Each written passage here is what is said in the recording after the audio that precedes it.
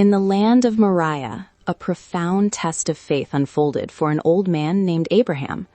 For many years, Abraham and his wife Sarah had longed for a child, and in their old age, God had blessed them with a son, Isaac.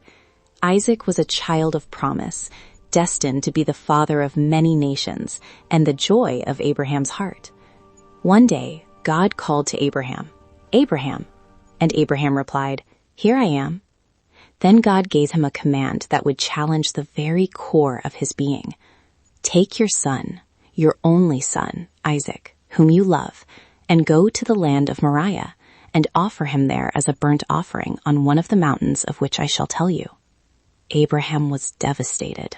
How could God ask him to sacrifice the son he loved so dearly, the son through whom all of God's promises were to be fulfilled? Yet Abraham, known for his unwavering faith, did not question. On the third day, as they journeyed, Abraham looked up and saw the place in the distance. "Father," Abraham replied, "Here I am, my son." Isaac then asked, "Behold, the fire and the wood, but where is the lamb for a burnt offering?"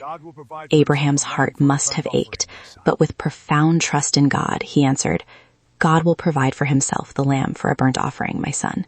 And so they continued their solemn walk together. When they arrived at the place God had shown him, Abraham built an altar there and arranged the wood on it. With a heavy heart, he bound his beloved son Isaac and laid him on the altar on top of the wood. Abraham then reached out his hand and took the knife to slaughter his son. But just as he was about to fulfill the terrible command, the angel of the Lord called to him from heaven and said, "Abraham, Abraham." And he said, "Here I am." The angel said, "Do not lay your hand on the boy or do anything to him, for now I know that you fear God, seeing you have not withheld your son, your only son, from me." Abraham looked up, and behold, behind him was a ram caught in a thicket by its horns. Abraham went and took the ram and offered it up as a burnt offering instead of his son. Abraham called the name of that place, "The Lord will provide," as it is said to this day, "On the mount of the Lord it shall be provided."